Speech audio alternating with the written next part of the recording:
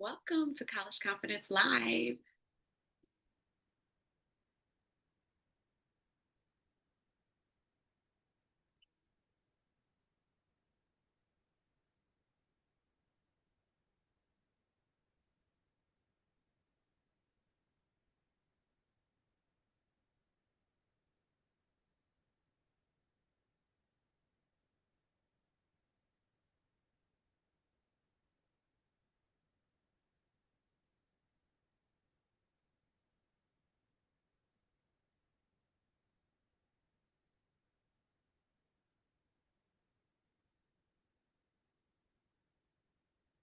Welcome, welcome, welcome.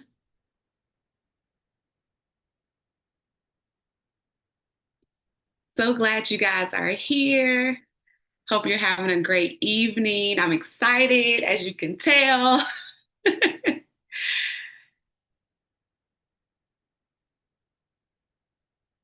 And if you all can see me, hear me okay, just give me a thumbs up or put in the chat. But welcome to College Confidence Live. Thank you, Teresa. Thank you, Monica. I appreciate you guys.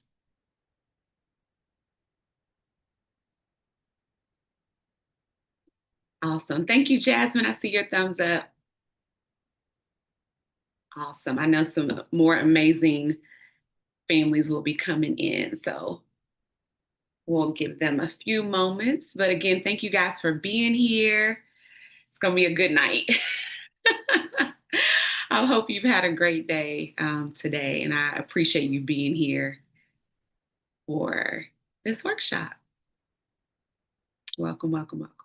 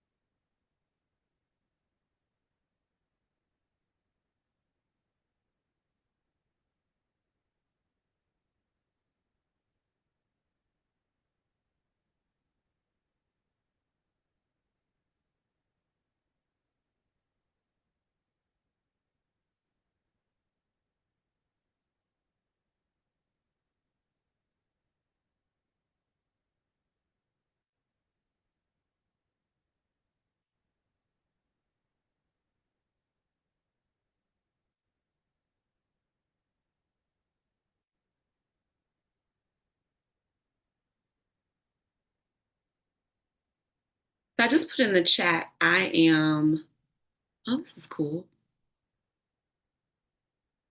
Okay. Sorry, I'm like also reading the chat. Okay. So we're live on YouTube, and I don't want to minimize my screen, but you can get to it just by going to Vision Speak Consulting on YouTube. So if you want to do that, you can watch from there, but you're already in the Zoom. But if you want to send the link to somebody, um, then you could do that. So I just want to share that.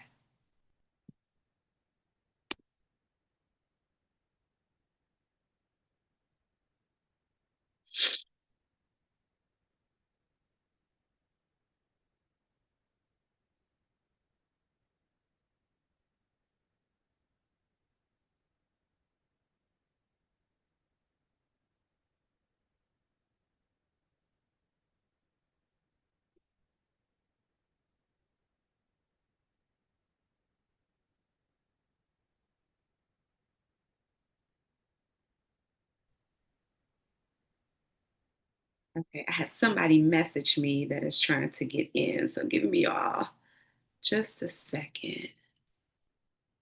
Um,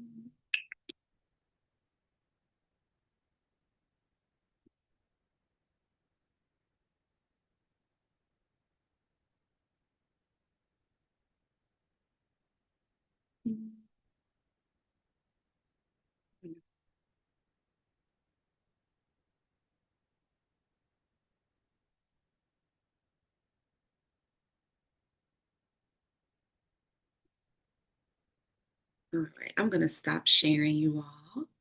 Give me just a moment to send her the link.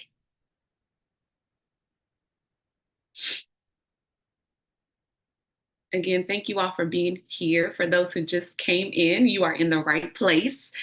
I appreciate you being here and ready to get this good information. And thank you for your grace. I'm going to share with somebody the link so they can join.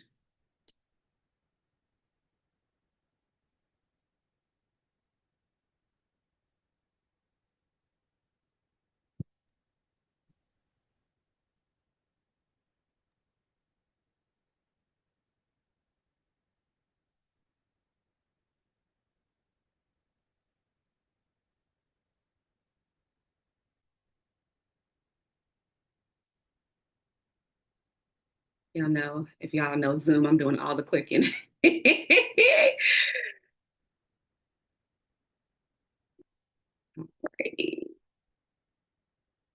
Yes, I love it. Everybody's coming in. Welcome, welcome, welcome. So glad you guys are here. And if you want to come off mute and say hello, you can. I'd love to hear somebody's voice besides mine. Hello, good evening. Good evening. Thank you. You get a gold star. Yes. Love it. Hi, everybody. Hi, Dr. Candice. Yes. So good to see your name on the screen. Yes, because we look a mess, but that's Oh, all right. I'm giving everybody this space because I know that's why everybody is off screen, or maybe you're doing something else. It's all good. Love you, sis. Love you, love you, love you. Love you too. Hey, Cicely, you made it. I'm sorry. I was like, I knew I messed up something. I got you. I got you. I'm glad. Look, you made it in. You made it in. So yeah, so I will probably have more. I think I was so excited. I want to say 24 families registered. I know not everyone could probably join, but I'm live on YouTube. I don't know if it says that when you all come in the room and recording it. So I'll be sending out the link to you all tomorrow. Awesome. So for those who, they'll have the replay option. But I'm going to go ahead and get started. It's 7:04.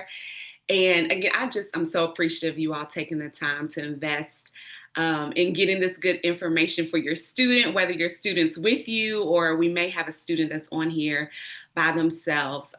You are worth the investment. You are worth taking the time out to learn about the college planning process and things that you can be doing now to ensure that it is, I like to say, a grace-filled process.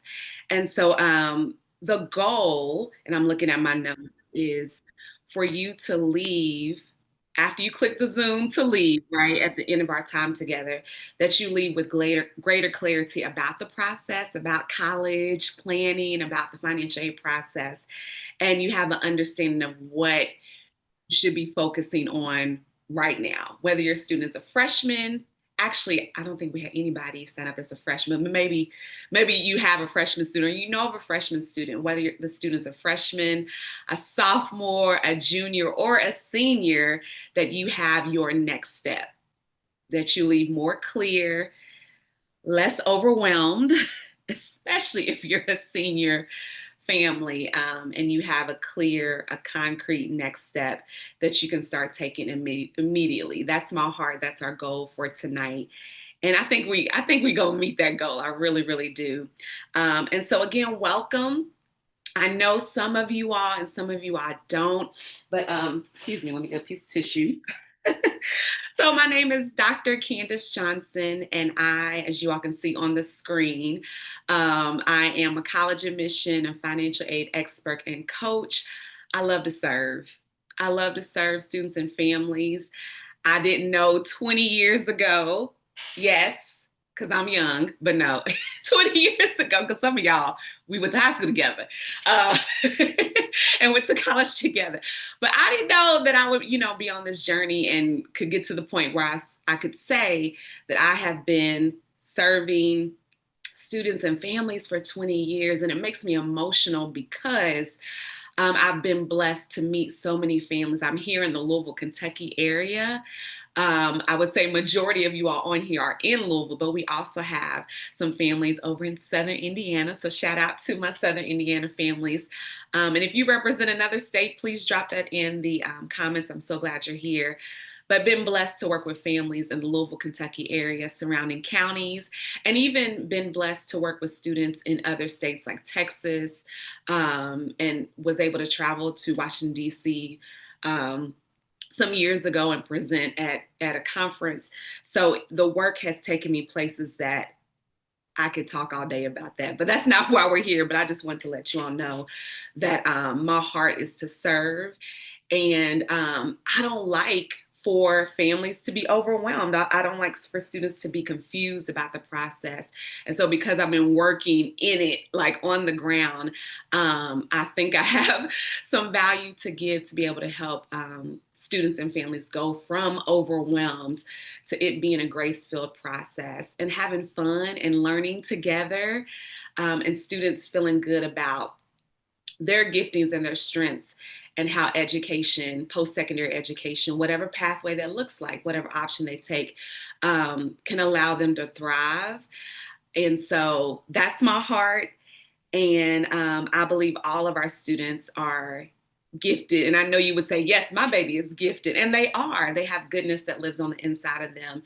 And so how can post-secondary education be a door for them to continue to thrive in their giftings and then be in an environment where they feel good about it, and their giftings, their talents, the skills that they learn can continue to grow. So then they graduate, right, and go on into the career field, the business of their choice. And they can make some good income, right? I know y'all are nodding, even though I can't see you, and be able to care for themselves and their family in the future. So, right, I know what you're thinking, because I think the same thing for our students. I desire the same thing for our students. And I have a student in college now, and that's what I desire for my daughter, Kyla. So, as I mentioned, I know we have families that have seniors. Shout out to the class of 27. It's your year, right? We have families representing junior students, class of 28. Am I getting my years right, y'all? And then we have sophomore families, class of 2029. And then if we have any freshman families, class of 2030. Oh, even just saying it, right, is amazing. I'll just say that. But glad you are here in the room. So I want to do an exercise. Well, actually, let me do some housekeeping. I think I had on the not flyer, but maybe when you signed up, I don't know if it said until 8:30. That was just giving us time and space, because at the end, I do want to open up the floor for questions. So I don't think I'll be talking the whole time. I don't want to talk the whole time, but I want to give you all time, us time to ask questions, or you time to ask questions and me address those and go from there. And then at the end, I want to share how we can partner together for a next step. So I'm excited about sharing what I have coming up that I think will be a good next step for you. So that was housekeeping. I think I addressed all of that. Again, welcome to College Confidence Live. If you're just joining in, I'm also streaming this on YouTube, recording it, and I'll be sending out an email tomorrow so you have that recording. And so you can watch it to your heart's delight for the next 7 days, because I'm going to take it down in 7 days. But I'll have those details in the email that I send you tomorrow. So let me advance the slide. So I want everyone, wherever you are, even if you're driving, of course, be safe, right? But wherever you are, I want you just to take a deep breath. Feel it in your diaphragm. And I can't see you taking the breath, but I believe you're going to take it. All right, so we'll take a deep breath together.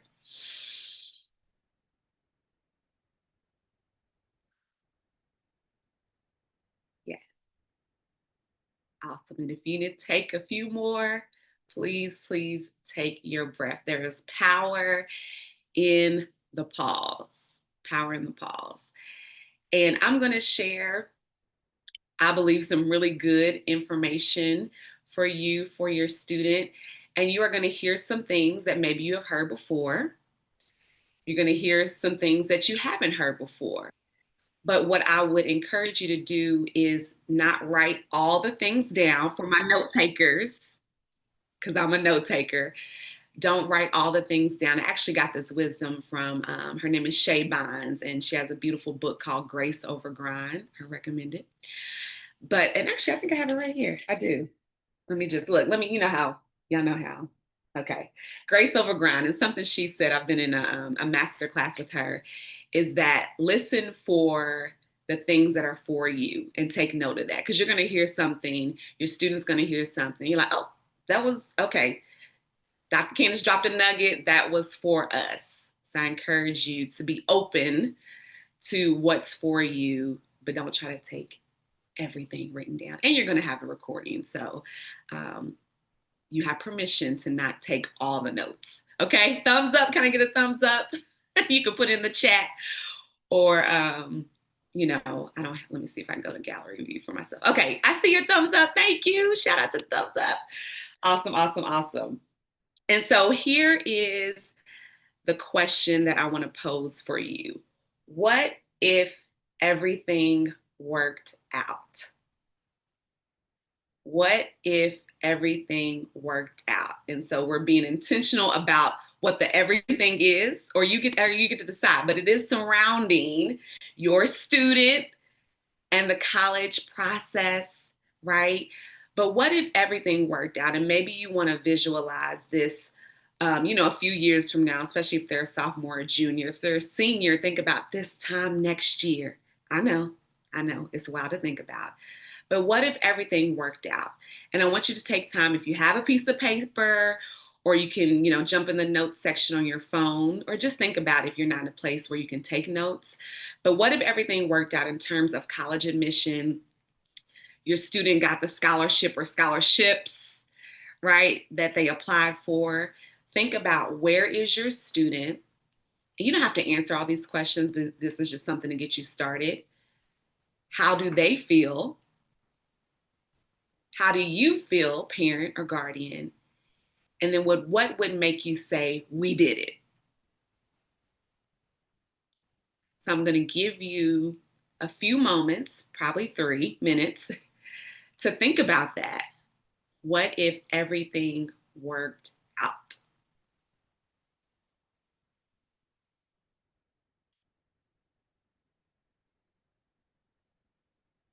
I wish I had some music, but I don't. So you can hum, hum where you are as you think about this, or write some things down that come to mind.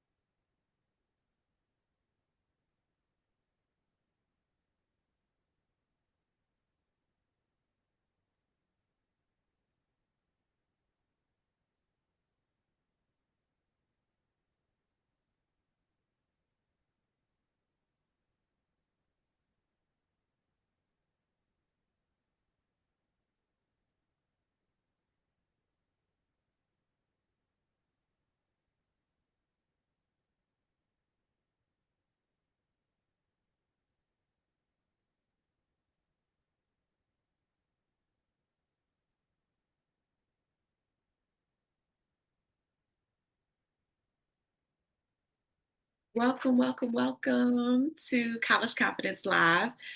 For the awesome person that just came in the room, we're just doing this exercise where we're dreaming. What if everything worked out? College admissions, scholarships, your student got into the school of their choice. Where are they? How do they feel? How do you feel? What would make you say, we did it?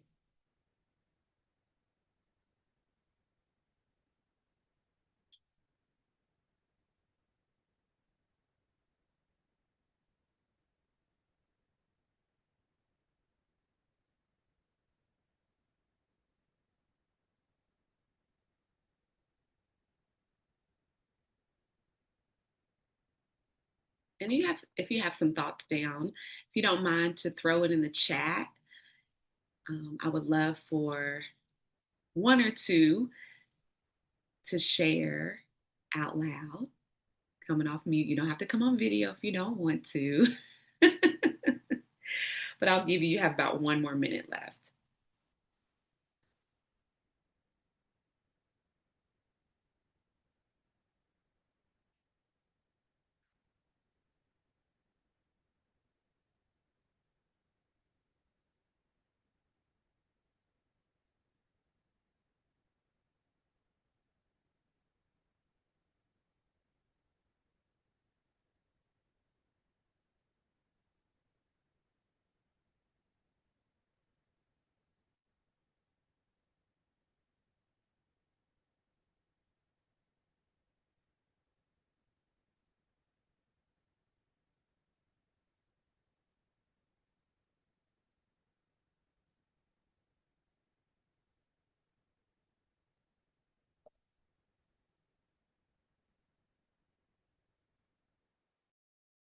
Alrighty.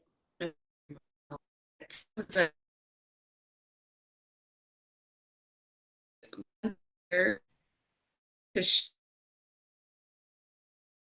to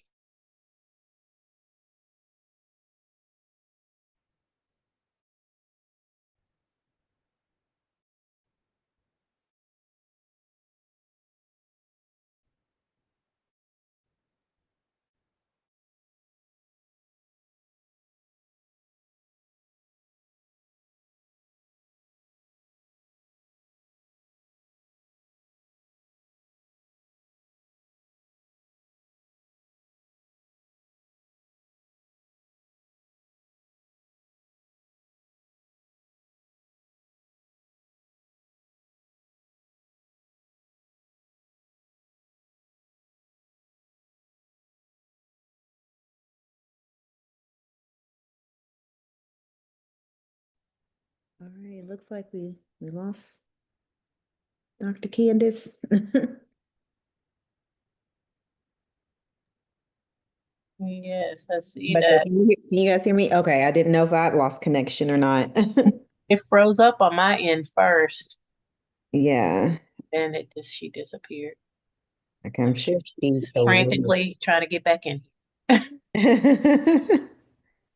I don't know. somebody already texted her. I'll send her text.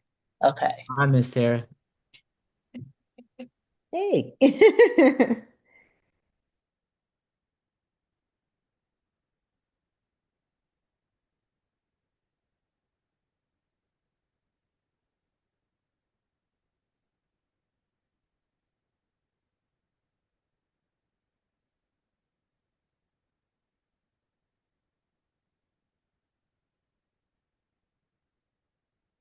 All right, so it appears she's having some Wi-Fi issues. She's typing.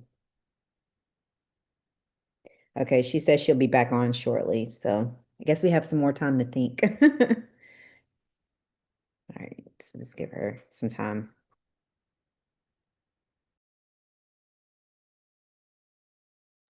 Thank you. Hey, there you are. Yep, I'll be back. We're all still here. We can't hear you though. You're on mute. Okay. Check, microphone check. There you go. Yeah, we can hear you. Thank y'all. There's so much I want to say, but we're back. We're back. Thank y'all so much. God is good. Okay. All righty. Let me know if you all can see the screen. The Canva presentation. Thumbs up if y'all can. Yep, I see it. Okay. Thank you. Thank y'all for hanging on. I said, bye, God. Y'all know I was praying. I was looking at this router like, come on now. Okay. We locked and loaded. Would anyone like to share your thoughts, your answer to this question, what if everything?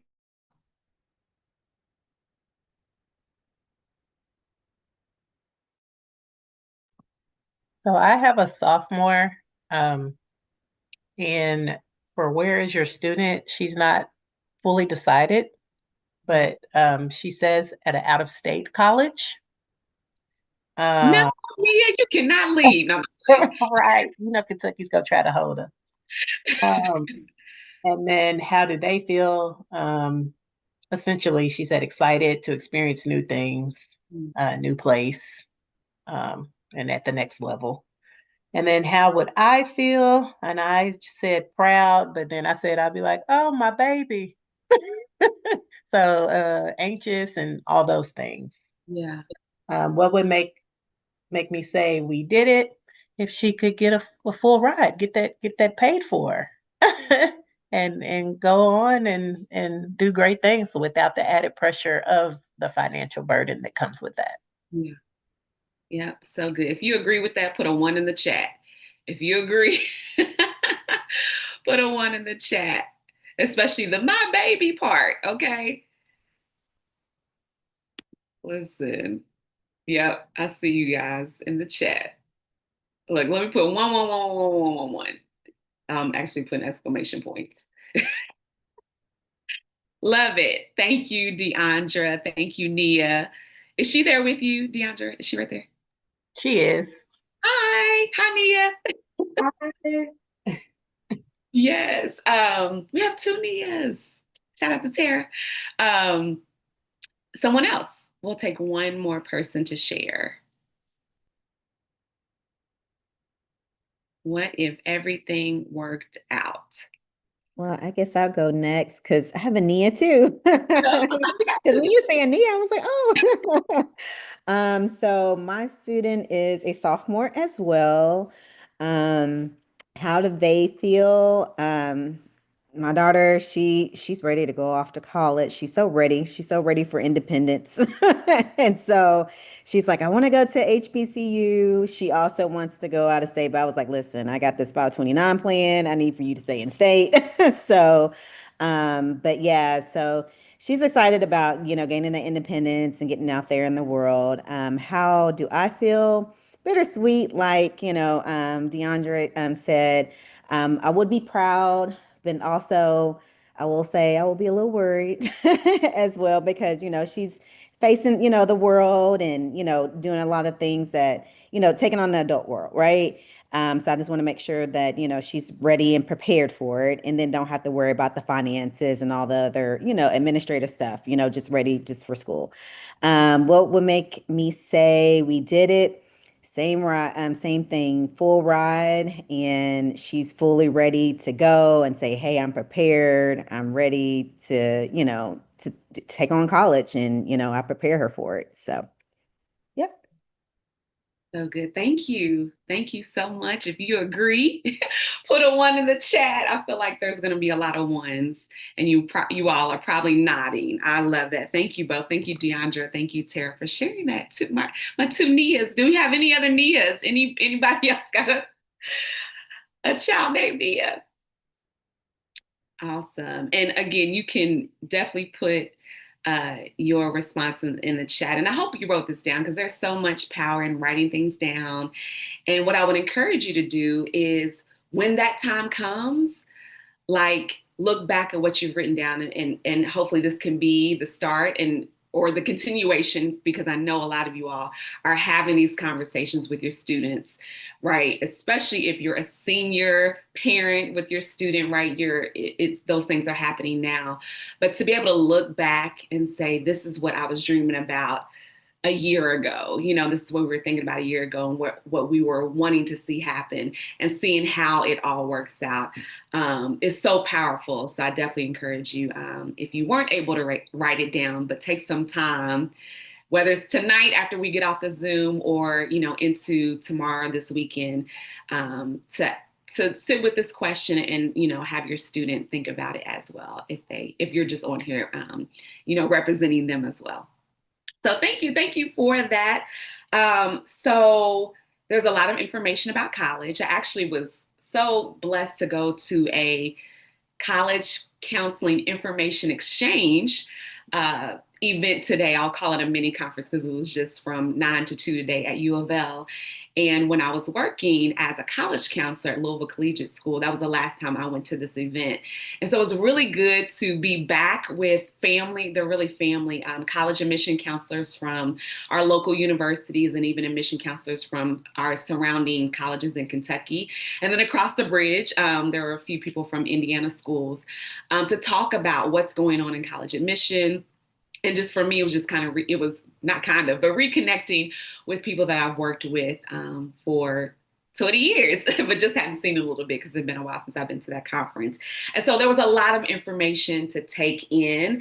And I did the same thing that I'm sharing with you all, is to listen for what's for you, because we can get all this information, but it's like, okay, what's going to be my next step? But in terms of like, what should your student be doing now? Where should they be applying?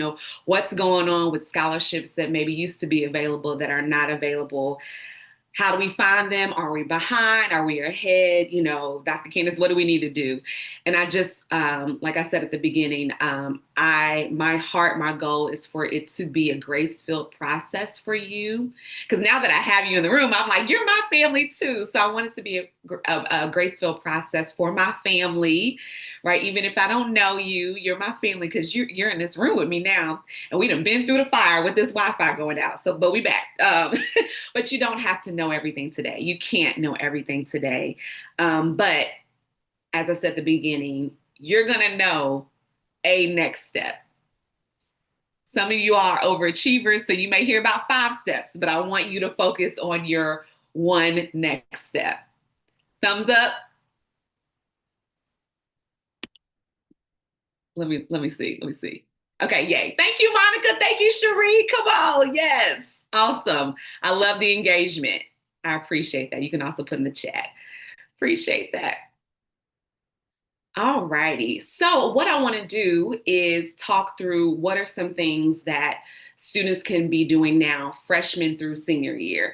And so, like I said, I don't think we had any freshman families register. However, they may watch on YouTube later or, get the replay or whatnot, or you can share it with them, right? And actually, some of these things are continuations. It's not just for freshmen, my class of 2030 in high school. Oh my goodness. Okay. So I hope I got that year right. So here is what I would encourage freshmen to do. Number one is explore. Well, not just number one. Hold on, I'm gonna move some things around. I want to let somebody into the Zoom. So give me just a moment, y'all.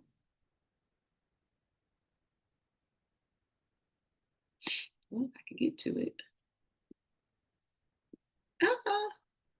Okay, hold on.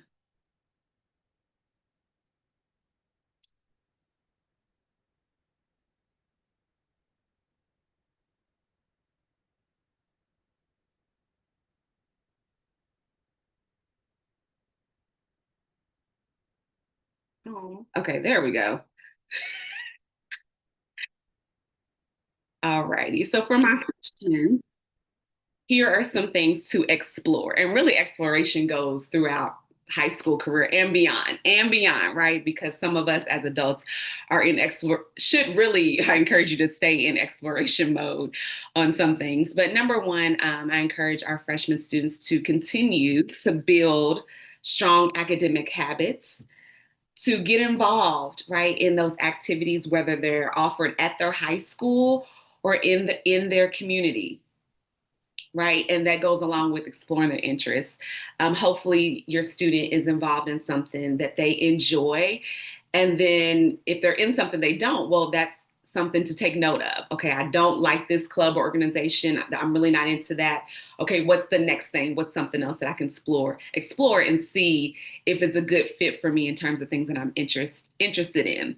And so and also with exploring interests, that can include, and I should have put light, like italicized, light college exploration, right? Like go and see. And what I thought about is just, and I believe a lot of our students and your students have probably been on a college campus before, whether it was the campus maybe you attended or they have an older sister or brother or cousin, but go and see. There is nothing wrong, of course, with a freshman student going on a college visit or maybe going to a game, whichever sport they enjoy, or going to a homecoming just to be in the environment, right? And I think it's so powerful, especially if your student has, or you know of a college student they can connect with, whether it's their big cousin, or a neighbor or something like that. So they have somebody who's in college that they can get some good wisdom and real, the truth about how they're navigating college and all those good things. So I encourage our freshmen students to go and see whatever way that looks like that's going to be best for the student and you as a family. Also, begin to understand how high school choices impact future options. And this makes me think about their classes, right? Their schedule for the next school year, because college admission counselors are going to be looking at the student's transcript from freshman year, sophomore year, all of junior year. By the time the college admission counselor or staff member administrator looks at the student's transcript, they'll see freshman through junior year. And then a lot of colleges will want the school counselor to then send the first semester grades from senior year. And then at the end of the school year, when the student has graduated, that final transcript will be sent. So what am I trying to say? Freshman year matters. Sophomore year matters, junior year matters. And so your student has an opportunity to tell their story to the colleges with the classes that they take in high school. But not just the classes, because that is a data point that the college admission staff administration is examining, but also those interests, those activities, the work experience perhaps that your student has. But understanding how their choices in terms of classes, the things they decide to do in terms of their involvement in extracurricular activities, that's shaping the future options they have for their major in college, the type of school they want to go to, the apprenticeship perhaps that they want to do, the technical school they want to attend. So that's for my freshman students. And actually, before I do that, I actually, I think this is a housekeeping note. I created a complimentary college confidence action plan for you all. And so I want to put that link in the chat so you have it. You don't have to go download it now. I feel like some of y'all might just pull it up on your screen if you're on your computer or on your phone. But I'll share the link again at the end. But I wanted to make sure you all have that. And I did not share that at the beginning. So those are for, again, I mentioned my freshman students. So we're going to move to our sophomores. Shout out to the class of 2029. And I think I'm hesitating, y'all, because Kyla's a sophomore in college. So I'm like, oh my gosh, she's class of 2029 as well. So for my sophomores, the theme for my sophomore year, I'll just call it a theme, is discover. And of course, you don't just have to be a sophomore to discover, but there's the theme for sophomore year. So here's some things that I would encourage my sophomores to consider. Continue, right? That word continue, building their academic record. They're doing that in real time because school is in session. So they're building their academic record, getting acclimated to how their teacher does what they do, what's expected, when those quizzes are. Maybe they've already had a quiz or a project, but really, getting into the groove of things. And I know especially after Labor Day weekend, right? We're really getting in the rhythm of school.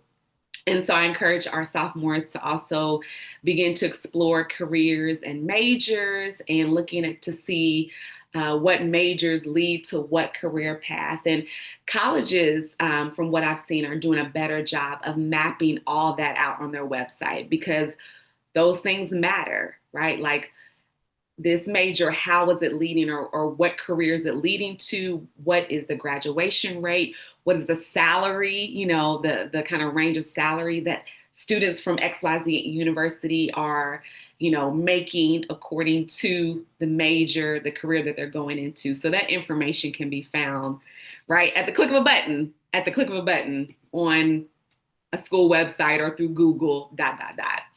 Of course, begin researching colleges, and that it can be a quick Google search. I encourage students, if they are on social media, if you as a family have allowed that for your student, to start following a college or, a lot of most, right? Colleges and their major, their departments have their own social media page. Like, y'all know I'm following the College of Communication, I think it's called, in informatics at UK, where Kyla is. She's like, Mom, really? I'm like, I'm that mom. Like, this is what I do. I'm following. I'm trying to see what they're doing. Right? So your student can, start following online just so they can see some of the activities that the colleges and the majors are doing. Okay, so that's a begin research, and not doing anything too deep, but just it's showing up in their feed, right? Something positive that they're seeing in their social media feed. And then, of course, start understanding college costs and scholarships, which is, why you're here tonight and what we're going to talk about shortly. So though that's for my sophomore students. And then for my juniors, strategize. So for my juniors, my class of 2028, I would say at the end of junior year, I'm saying my students because they're all mine. I want my students to have a preliminary college list. So they're developing that list. Not that they're waiting, of course, we know that because your students are already thinking about schools, obviously, right? So they're beginning to develop that college list. And by the end of junior year, I want them to have a preliminary list. These are the schools that I'm strongly considering applying for come the beginning of senior year. And seniors, don't worry, I got you. Okay, you're next. You're up next. Save the best for last, right? And then test strategically. So there are the standardized college entrance exams out there, ACT, SAT. And so I'm talking with juniors about, okay, which test are we going to take? Let's look at the score. Let's think about the average score that the colleges you're interested in want to see, and then going forward from there.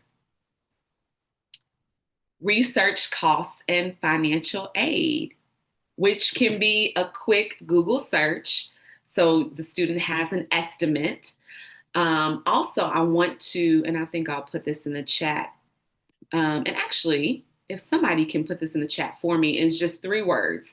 It's called NET, N-E-T, Net Price Calculator. Net Price Calculator. So if somebody could type that in the chat just so everyone can see it, I'd appreciate that. And so the Net Price Calculator is a great tool to research costs and financial aid. Every college in the United States is required to have this tool on their website. So you can go to, because I'm here in Louisville, Kentucky, louisville.edu, and in their search at the top, type in Net Price Calculator. And it's a tool that families can use to put in income information. Of course, it's all estimated, to then research what the estimated cost to attend U of L or XYZ school. And sometimes colleges will also share an estimate of the financial aid your student may, it's not official, but may be eligible for. So that's a great resource to use that all colleges are required to have on their website. So you get a good picture of, okay, this is how much it's going to cost us, right?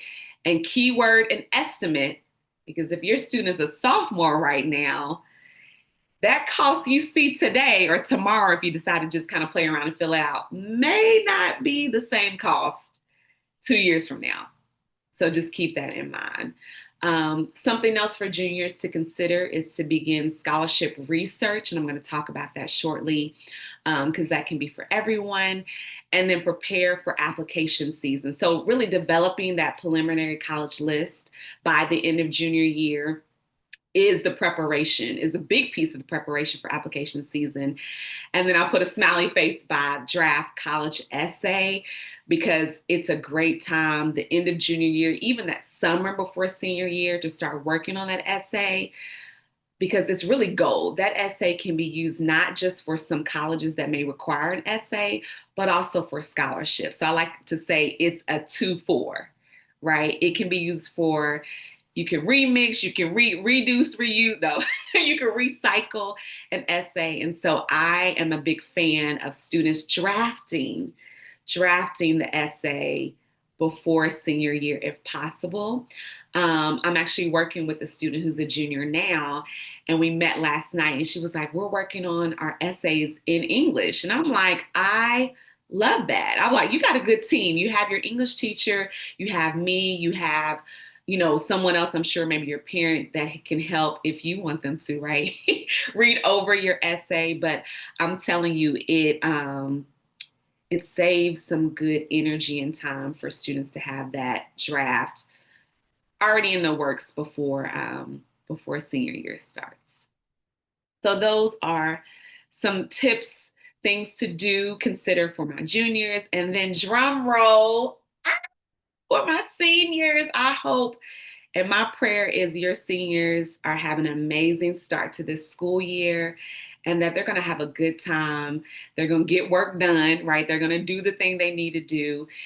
Mom, dad, you're going to be just overjoyed, seeing your baby walk across that stage, not rushing it, but it's something to look forward to because it's coming. But that even their senior year is fun and it's grace-filled as they're figuring out their next steps after they graduate in May. So here is execution time. So for my seniors, it's August 27th. And so my seniors are now hopefully working on their applications. I know there's some seniors that have probably submitted an application. If you're the parent of a senior that's already submitted an application, put a me in the chat.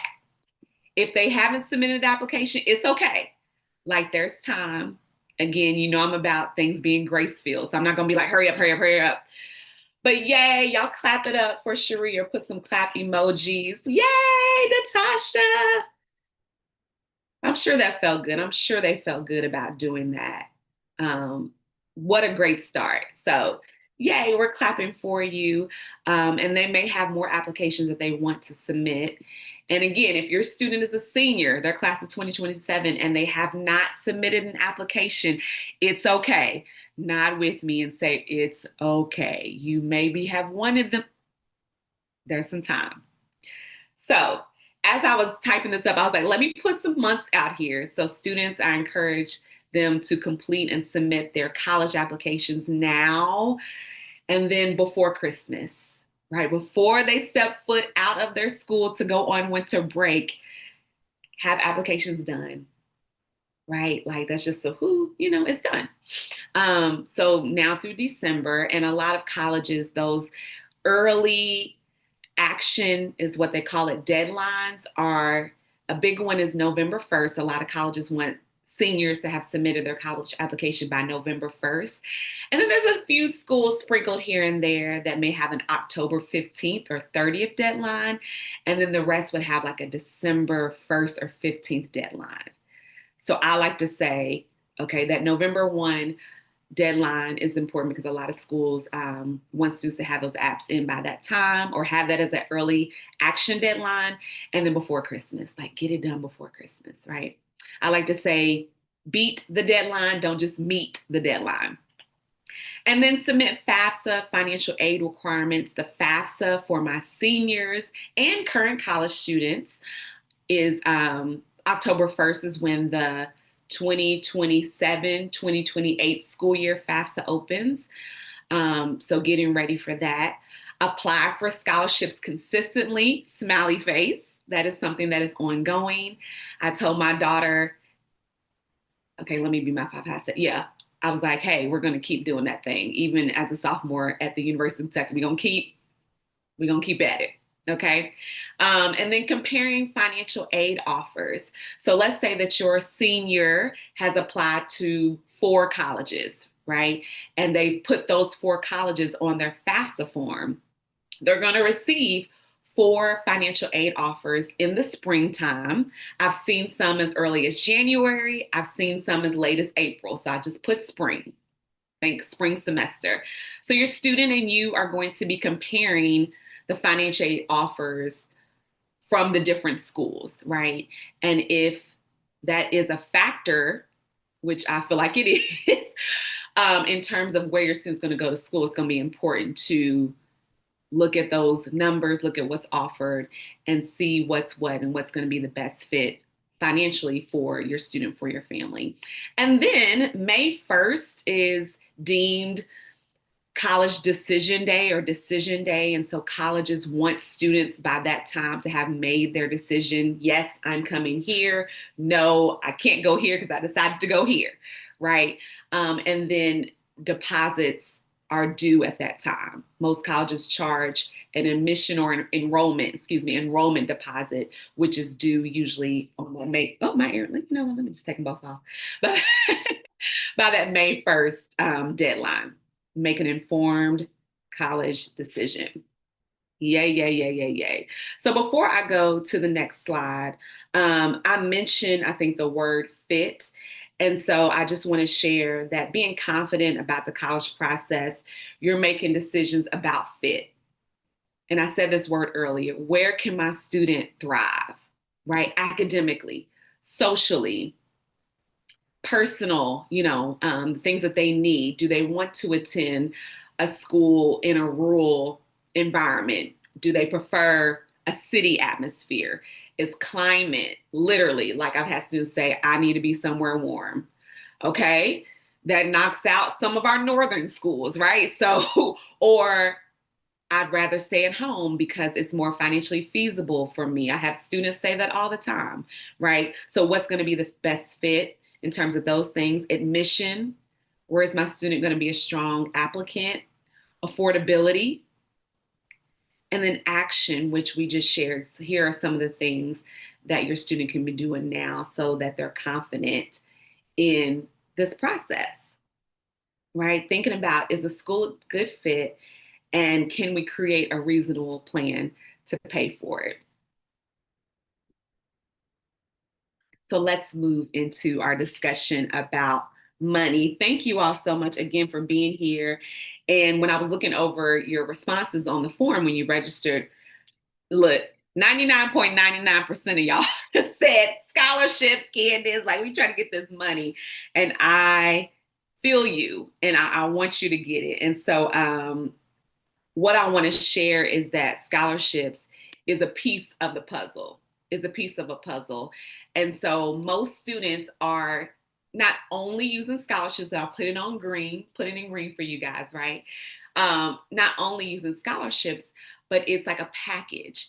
There are grants that students can be eligible for, scholarships, work study, or student employment. At the event I went to today, a counselor I actually used to work with, she is out in Oldham County. She has an adopted son, or her son.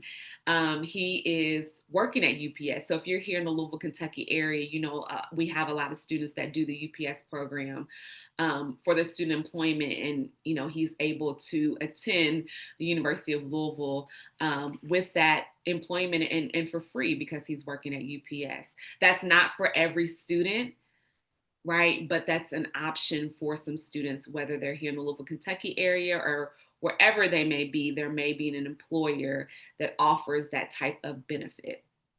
So students are paying for college through those means. Family contribution. Tara, I heard you mention that you have a 529 for NIA, right? So some families have a version of that. I know a lot of states have those college saving plan programs that you may be able to use that money at other schools. So family contribution, maybe you have a little something set aside, or maybe you're like, you know what, I do, but I'd rather not. if we can get these scholarships. I feel like y'all nodding where I am or where you are. I feel like you're nodding with me, right? And then loans, we listed loans. I listed it last on purpose because no one is like, yes, go get a loan, right? But for some families, that may be an option and it is available for students. Maybe what's offered, your student doesn't have to take out so much. Maybe they don't have to take the full amount that's been offered. Maybe there's a way, right, where they don't have to take out so much or maybe not take out any at all. But there are student loans, we know, from the federal government, from private entities, whether it's a nonprofit organization. Like I used to work for Kia, and some of you all may have a Kieslick loan. I know my brother did. I'm calling him out, but I remember seeing the letters. But anyway, or like a bank, right, that offers loans for students. So when you think about paying for college, it's not just one type of program. There's many ways that students are paying for school, and these are the ways that I listed in front of you on the screen. So I want to submit to you a scholarship strategy because it's more than just, okay, let me get on Google or chat and type in scholarships for my baby, right? But I encourage you to, of course, identify scholarship opportunities. And then you want to match, right? Like based on your student's interest, your student's grade point average, the school they want to attend, the major they may be interested in, maybe, right? What are some scholarships that match their interests? Excuse me, that match who they are, right? The fun things that they're involved in. And then organize. I'm a big fan of a Google spreadsheet. I feel like I'm not the only one, or maybe it's the note in your student, and you all share a note in your phone or something like that, where you're saying organize with the scholarships that you're identifying and matching for your student. And then apply, right? Applying for those scholarships, paying attention to the deadline, staying organized is going to help with that. Because maybe, and it's so funny, y'all, because I can talk about what I'm talking about because I have a sophomore in college. Before she left for school, I'm still looking for scholarships, and she is too, and applying for what she can. And there's one that she can apply for. It opens up in September. And I was like, you know what, we throwing everything else on the calendar. Let me throw, and I, you know how you, on my phone and I'm like, to Kyla, her email pops up. And so I think I put it on the calendar probably about 2 weeks ago. And this week, because she's at school, she's getting organized, she accepted the calendar invite. I said, good job. Because what I'm also going to do is remind you, the day before it opens. But I was happy to see, I know y'all probably laughing at me, but this is serious. I know, I was happy to see that she accepted the calendar invite, right? I'm like, okay, you saw the invite a couple of weeks later, but it's all good. So then tracking, right? Tracking those deadlines, tracking, if when the deadline is, and so perhaps when the organization is going to let whether or not your student was awarded that scholarship, and then repeat. There are renewable scholarships, which is awesome, which means your student can get it more than one time, which is good.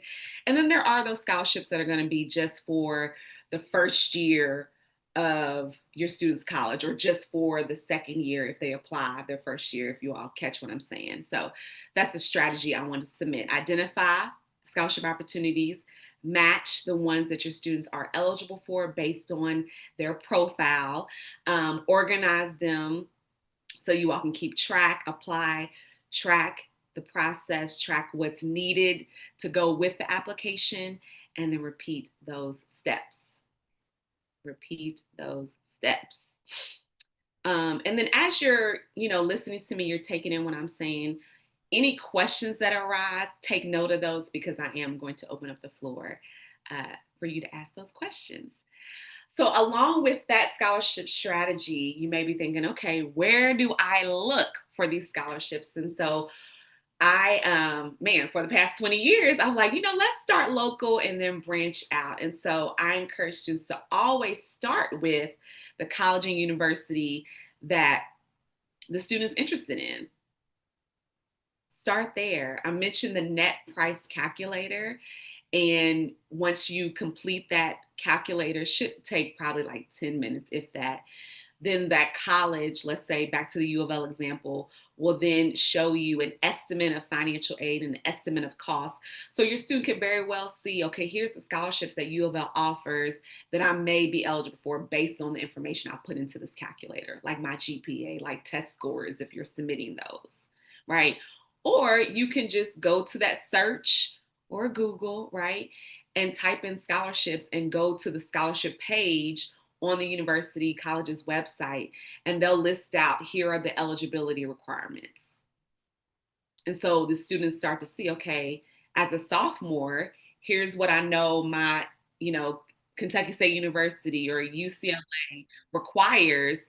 I can work towards that, right? Or if I'm a senior, here's what I can expect to receive because of the information that's in front of me, and if you're using that price calculator information that I put in there.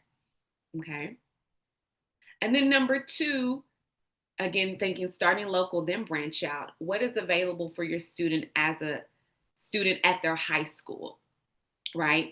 And their go-to, and I know a lot of the counselors because of the work that I've done the past 20 years, is the school counselor. I know a lot of schools, the school counselor will have a Google Classroom or whatever platform they're using to have scholarship information listed, because a lot of scholarship information goes directly to the school counselor at the high school. So I encourage students, your counselor, let them be your bestie. Let them be your bestie. They should know that you're interested in XYZ college and you're interested in applying for scholarships. Or maybe it's an advisor, maybe it's a college counselor, maybe it's that one teacher that's like, I'm going, your student hopefully has their person. But again, a lot of times the scholarship information comes directly to the counseling office. And then number three, what's available for your student as a citizen, a resident of the city they're in, the county they're in, right? Community-based organizations, businesses, churches, libraries, right? Like I mentioned, I'm here in Louisville. I think mostly everybody is, or in Southern Indiana. I know here in Louisville, and the Friends of the Library, the group that helps to raise funds and awareness about the libraries. Some of our local libraries have scholarships for students who live in the area of the library. How amazing is that? And it doesn't hurt to call and ask if you don't see that information on the website. Ask me how I know. Okay. I've done that for students, like, hey, did you know? And actually, one student I worked with, she is grown now. She didn't live in the area of the library, but she was the only student that applied. This is a true story. And so they gave it to her, even though she didn't live near this particular library in Louisville, Kentucky, but she got the scholarship. And she was like, thank you. And I was like, see, yeah, your student may be the only one. So it does not hurt to ask. If you don't remember anything else I shared tonight, don't be afraid to ask, right? It's a principle that stands forever. Ask and you shall receive. And if someone doesn't know, or they're like, we don't give a scholarship, but I know of, and you're like, right? Give me their name, give me their number, give me the website, right? So I encourage our students to be empowered to ask and ask again. And then the state, right? We're started with the college, started local, and then branched out even more. And then what's available for your student as a resident of their state? Most of our states in the United States offer some type of scholarship program for their residents. Of course, they want to keep the best and brightest in Kentucky, in Indiana, in Georgia, in Tennessee. Tennessee has the Tennessee Promise program that's been going on for years. So keep that in mind. And then it also makes me think about, kind of back to number 3, if you're in Louisville, Kentucky, we have the Evolve 502 scholarship for students where they can get a last dollar scholarship to any of our Kentucky community and technical colleges or Simmons College of Kentucky. And that's been a really beautiful help for students who want to go that route.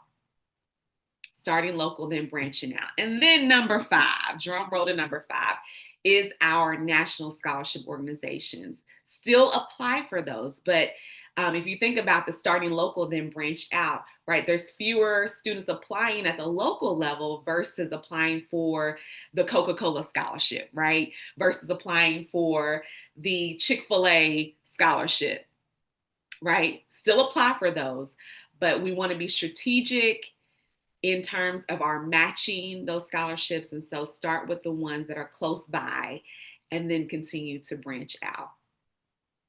So that's the second part. I'll say scholarship strategy B from the first one that I shared. So how do we actually do this? And actually, let me go back because I thought I had another slide I want to show you guys. Hold on just a second. Okay. Well, I must have hit it. So let me say this.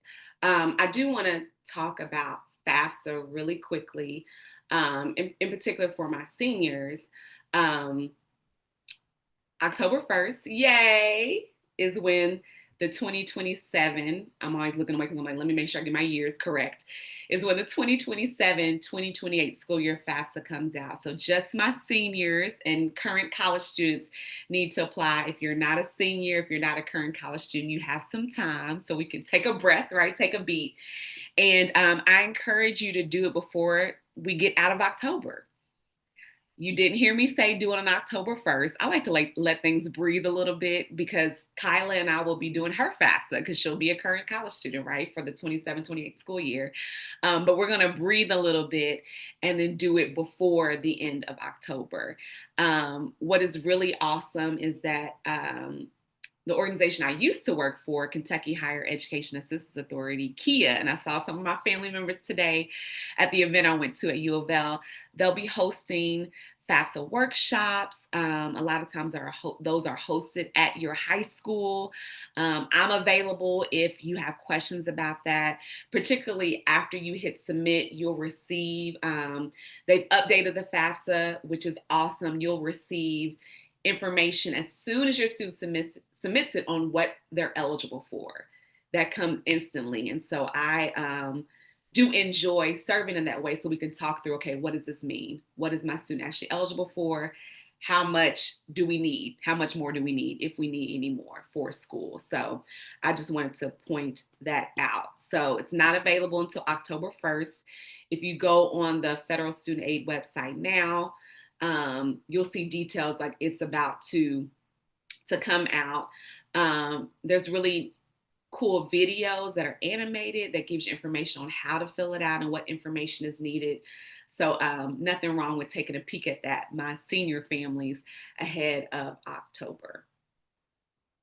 Okay, so how do we actually do this, right? I shared some strategies with you in terms of looking for scholarships.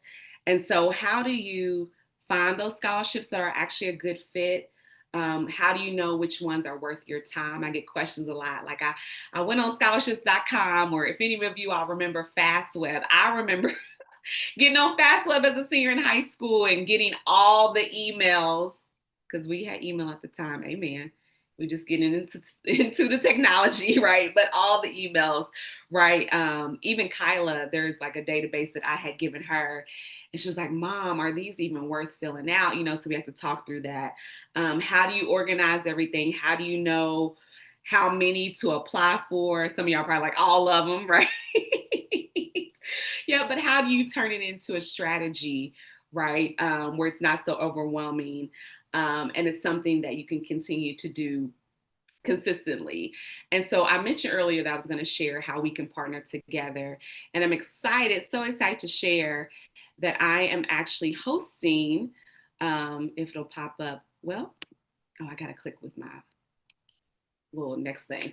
I'm actually hosting a specific, I call it Money Moves Scholarship Strategy Workshop in 2 weeks. It's going to be on September 10th on a Thursday from 6:30 to 8 p.m. The investment for students is $97. And this is students and families can join. I'm not opposed for it just being the student, right? Because this is their journey. So I definitely want my students there. But if students and families, or if it's just the family because the student has practice, like it's all good. But 97 for the family. And so it's going to help you move from like randomly searching for scholarships to having a clear, practical strategy. Ask me how I know how important that is. Okay. I already shared a little bit about what what Kyla and I have going on in terms of that. And so the goal is that you walk away knowing how to find scholarships that fit your student. You're prioritizing the opportunities that are worth your time, being organized with deadlines and requirements, approaching applications and essays strategically, keyword strategically, and then creating a realistic plan that you can keep using. Keyword keep using, even when they're freshmen in college, if there's funds that are still needed, even when they're a sophomore, and even thinking about if they intend to continue their education beyond a bachelor's degree and go into grad school. And so at the end of this workshop, scholarship strategy workshop, the students are going to leave with greater clarity, confidence, and a plan to go get their scholarship. And so we'll be I've set up the form when you register so I can get some detailed information about your students so I can share a few scholarships that are a match for them. So I'm excited about that. And so I encourage you to register, even if your student is, like I said, I don't think we have any freshmen, but even if your student is a sophomore or a junior, but especially if they're a senior, this is something I definitely think will be a good benefit for them. And I think well, let me see. I had something else to show on that page. Let me see if it'll show up. Okay, yeah. So you all can see the QR code for that. I'm going to put it in the chat, the link in the chat. You can get to it as the registration is live on my website. And so I have a bonus. I've created a college planning toolkit that is actually an investment of $14.99. And it's a timeline starting with 8th grade. And some of the things that you saw, even more details about what students can be doing from 8th grade all the way up until August of their first semester of college, as well as links to some helpful websites that I've used with students through, I'm not gonna say through the years, because I've definitely curated the list so it's current, and then some actual scholarship links of scholarships that I know students have received. And so if you register, or when you register tonight, you'll receive that complimentary. That's only until 11:59 p.m. Eastern time tonight. So again, if you register for the workshop tonight, you'll receive that college planning toolkit document complimentary. So wanted to share that. So I'm going to go ahead, because I have it pulled up here.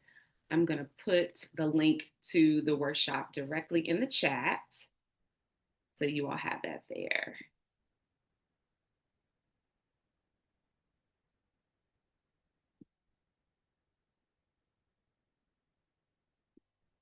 Alrighty. Okay, so again, I'm so grateful for you all being here, and I want to open it up for your questions.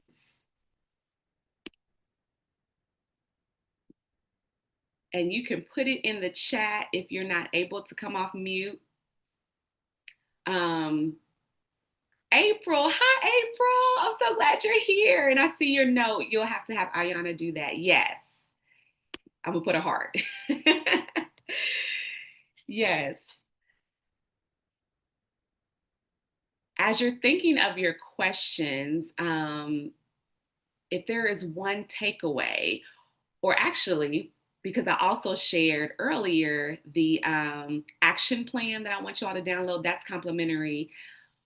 As you've heard what I shared, what is one action step that you want to take. One action step that you want to take.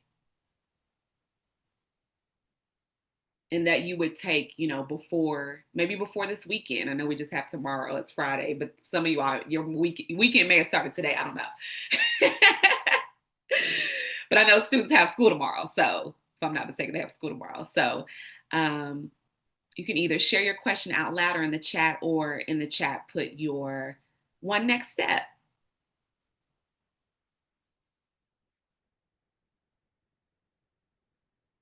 Love it, Jasmine.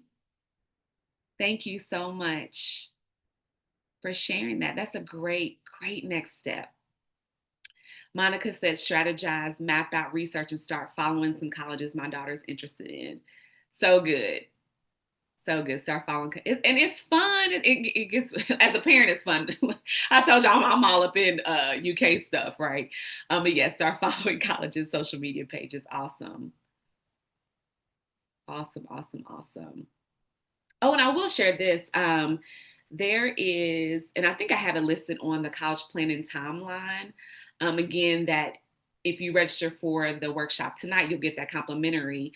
There is a national college fair that's hosted in Louisville every year, and it's going to be September 22nd at the Kentucky, I know the name has changed, Kentucky International Convention Center on 4th Street. And so let me see if I can quickly get the link to that to you all. I'll definitely include it in the email that I send tomorrow. But let me see if I can pull that up. I just thought about it. So as your student is exploring schools, there's going to be schools from all over the United States at the college fair.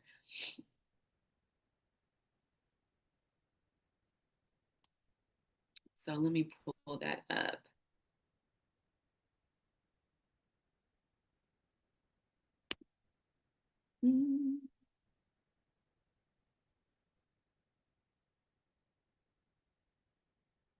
Okay, yep.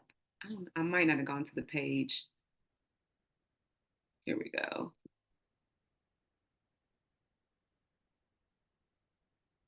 I don't know, my phone's being weird. But it's September 22nd. They have a day session. So some of our local high schools, and even I'm sure in Southern Indiana, some of them will be able to bring students during the day session. But then there's also one from 6 p.m. to 8 p.m. that night. So that's a Tuesday, September 22nd. So I want to share that with you all. And I will include the link to register for that, because and it's free. It is free. You just would have to, pay for parking. But if you're able to get a spot, y'all know how we do. If you're familiar with downtown Louisville, you might be able to find a spot near. And they want students to register. So when they go up to the tables, they're not having to write out their information. Like, it's all, digital, so the colleges can send them college information. So Deandra, I see your hand. Yes. So I was going to ask you, I have been hearing that scholarships, and maybe even at the college application process, that service hours have become more of a factor. How much, is there a certain amount of service, or have you even seen this in your recent experience with scholarship applications and college applications? Yeah, I honestly haven't, and I can talk about Kyla's experience, because as you all know, she's definitely applied for quite a few scholarships, since she was a senior in high school, and now a sophomore in college. And I remember there was like two, and they were private organizations, like nonprofits, that wanted service hours. But I'm honestly not seeing that at the college level. That's something I will definitely research. But I think, when I was just serving as a college counselor just a few years ago at Louisville Collegiate.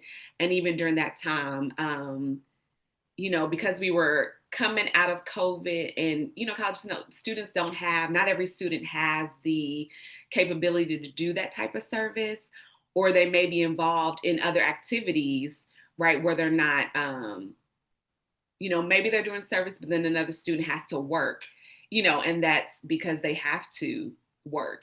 And so they didn't really see it as something that was fair for all students. So that's what I've seen. I will, and I'm glad you asked that question, but I will, ask some of my college admission colleagues about that. But from my standpoint, I haven't seen that being a big factor.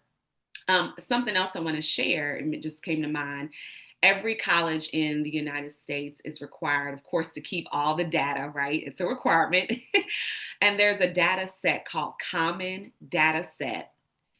And it lists information about the most recent incoming freshman class, but also admission information.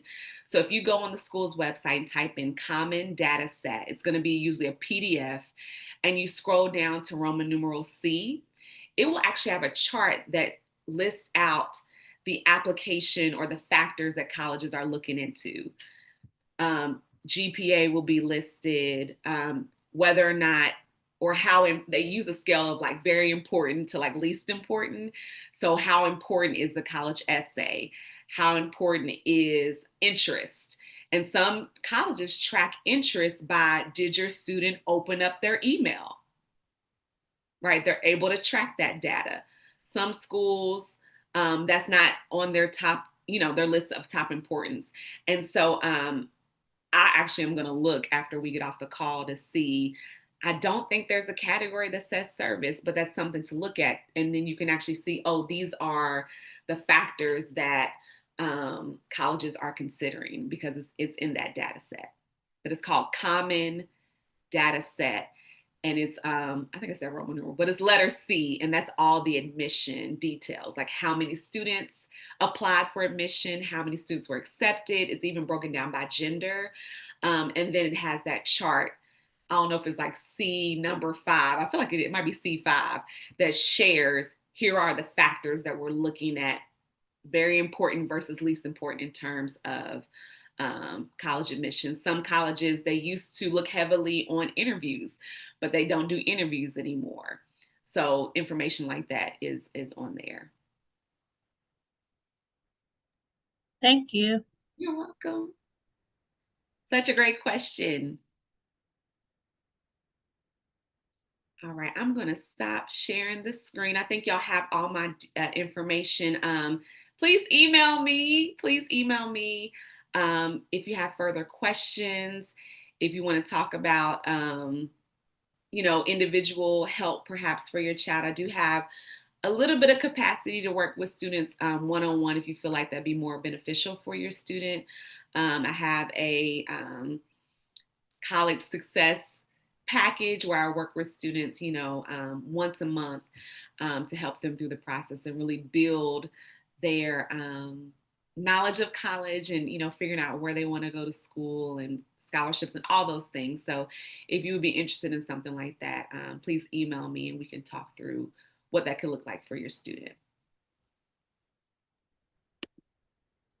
Dr. Candice, I have one more question, and I guess it's actually related to Jasmine. She put a question in the chat too, but it made me think about her question. And if you want to answer hers, do you have any recommendations? Like I told you, Nia's like a sophomore, and of course she has the idea of what career. But is there any tests out there that I guess during that discovery stage, like a career aptitude test or something like that, to give a broad range of careers that we can direct our kids to based upon how they answer those tests? Do you have any recommendations on what they should take? I do, and I'm actually going to pull it up because actually the student that I'm working with, her mom had her take like a career aptitude test, and so let me pull that up. I know it was. Oh, I'm thinking John Maxwell, but it wasn't John Maxwell. What is the guy's name? Dave Ramsey. Which I think a lot of people are familiar with Dave Ramsey. Mm-hmm. Let me get the name of the assessment. It was called Get Clear Career Assessment. And the gentleman's name, and actually I know you could just Google it and find it because I'm looking at hers right now and I'm trying to see if his last name is, I think it just has Ken, but he did his signature because it's the actual PDF of her results. But it's through Dave Ramsey. So that's it's called Get Clear Career Assessment for Students. So that's one I would recommend. And the other one, and I actually had Kyla take this when she was younger, is the Clifton Strengths Assessment. Okay. I think that's a good one too. It's a great one. Actually, I love it. And I'm putting it out here. My goal is to become, and it will happen, it's actually on my vision board, a Gallup certified strength coach so that I can add that component to the work that I do and use some of that framework. I'm already using it anyway because I love talking to students about who they are, what they have, and what they can do with it. But I love the framework that Gallup uses for that Clifton Strengths assessment. Has anybody taken it before? I feel like some of you all might have, where it gives you your top 5 talents and even some information about how you can utilize those talents. And so there's some career information tied into. So those 2 things. Get Clear Career Assessment, that's through Dave Ramsey, and then the Clifton Strengths Assessment. And I'll put that in the chat too. I'll just put the name of it so you all have it. And this is reminding me that I'll put it in the email. I'll put those links in the email too. Thank you. You're welcome. Thank you. So I'm at the chat too. Okay. What's my daughter's major? Thank you, Natasha, for asking. She is a broadcast journalism major and a dance minor. So for those of you all who know Kyla, she's been doing theater forever and ever. And so initially she was doing the theater track with a concentration in musical theater. And then a week before school started last year, she said, Mom, I'm changing my major. And I said, to what? Because my thought was, I knew she'd be fine. But my thought was, you just registered for classes in June. I want to make sure that you get all them classes, them 15 credit hours that you need so you can keep that scholarship that you receive, right? She's like, Mom, don't worry. And I'm like, I'm so grateful because that's my child. And she was able to connect with the advisors. And one thing that impressed me was that the advisors actually emailed her back right before school started. Because I was like, they're doing their thing. They're getting ready for school. But she was able to get the classes she needed. And she absolutely loves it. She's on the Kentucky Colonel staff. So she's a videographer and a podcast host. Naturally, right? Because here's my mic right here. But anyway, those of y'all who know me know, like, this is like, yes, that is so Kyla. And so Natasha, she's having a great experience. She's having a wonderful, not without challenges, but I'm watching her navigate it well, and she knows who to go to for help. And I am so grateful for that. I could go on and on about that, but she's enjoying her time in Lexington. So yes, I'm go Cards. Yes, wait, let me start over. Yes, I'm go Tops, right, Deandra? Go Hilltoppers, and any other Hilltoppers in the room. Yes, I'm go Cards. Yes, I'm go Spalding because I went there for that. But I'm also go BBN because my baby's there. And I don't care what nobody says here in the Louisville area, okay? And my nephew is at U of L. So it's funny that the cousins are at rival schools. And then my parents, if y'all know my parents, they're K-State all the way. So my dad, he's like, y'all didn't go to K-State, but my brother did. So we have a fun time when we all get together, messing with each other about college stuff. So, and then, do you have any tips on what majors I should look at if I want to work with kids? Jasmine, such a great question. And Jasmine, I hope you're still on here. If you are, do you mind to come off mute? I don't know if you're still on here or not. Hey, Jasmine. Hi. If you don't mind me asking, what grade are you in? You were like, I was not expected to come off mute. I'm a sophomore. A sophomore? Mm-hmm. Okay, first of all, thank you for being on here. And I know we have other students who are on here as well. But I'm so grateful that you're on here. And actually, any of the adults can chime in. But Jasmine, are you thinking you want to say work with kids? What do you see the work being? Like in what capacity? I was thinking something with social work or CPS or like something like that. But I don't know if I want to go into education exactly. Okay. Okay. So I heard you say social work, and then you said you're not sure if you want to go into education. And there was something else you said before that I couldn't hear. Oh, CPS. working for CPS or working with CPS. Okay. Yeah, Yes, but the ma'am. first thing, and that's the first thing I thought of, but was social work. But I wanted, to ask you those questions just to make sure. So you're right on track with that and looking into social work. Psychology also comes to mind.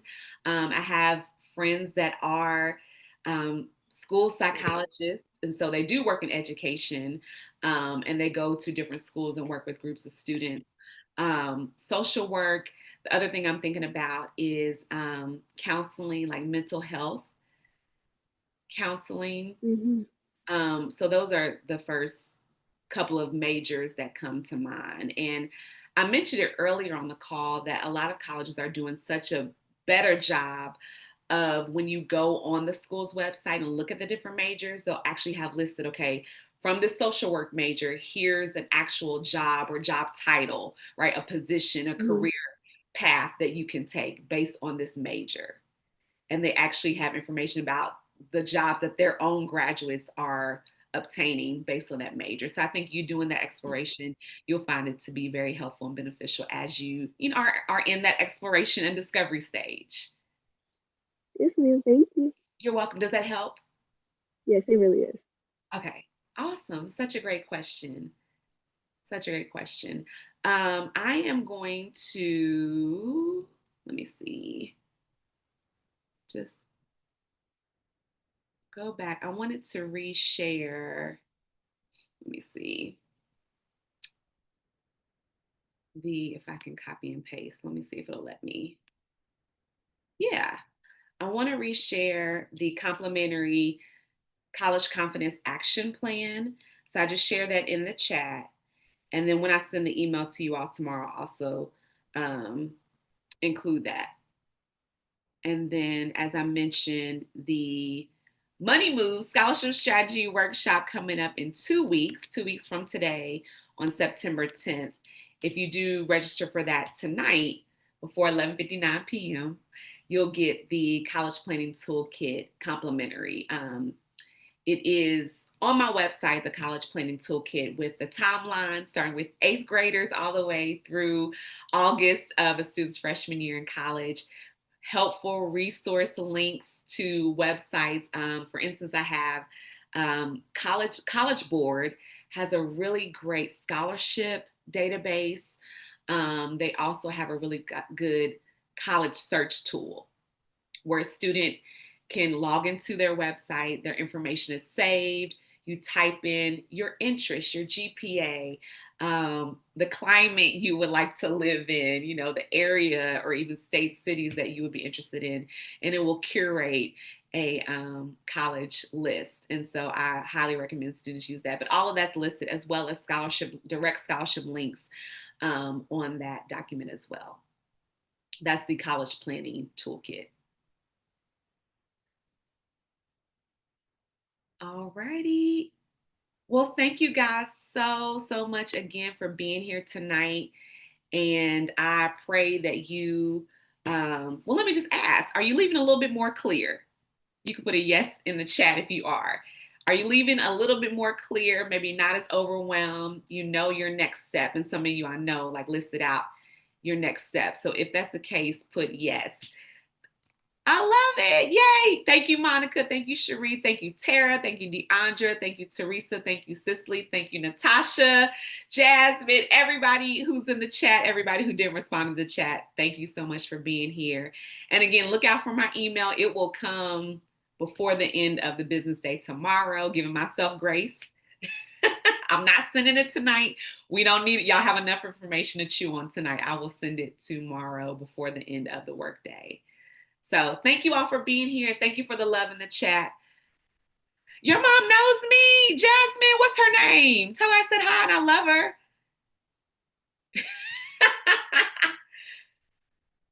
Yes, I know your mom. Didn't we grow up together? Listen, I think we played together, didn't we? If it's the Andrea that I'm thinking about. Oh my goodness. Well, thank you guys so much. I'm gonna stay on so Jasmine can let me know if her mom is the person that I'm thinking about. But you all have a great night.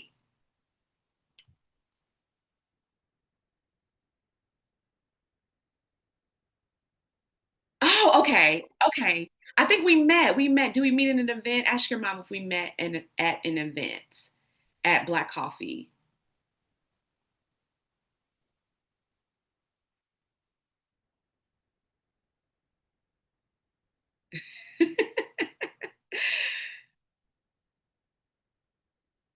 Okay. I know you're laughing at me, Jasmine. Yes, I think I met your mom.